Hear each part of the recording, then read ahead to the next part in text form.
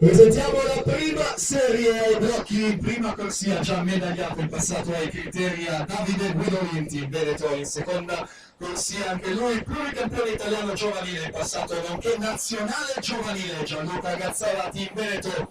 Al suo fianco in terza corsia è stato bronzo a Roma 2016 quest'anno in questa gara, nonché nazionale giovanile 2009-2011 Stefano Balle Bolzano.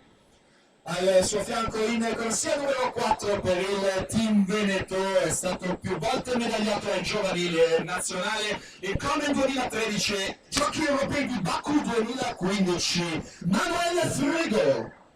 Al suo fianco in corsia numero 5 per il team Veneto lo ritroviamo specialista delle rane e dei misti, nonché finalista ai campionati assoluti di Riccione, Riccardo Cervi, team Veneto.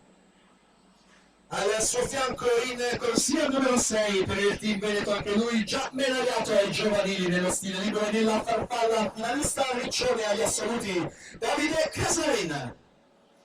In settima corsia per la rossa blu, Davis Cantaburno, in 8 Alessandro Sperotto, team Veneto.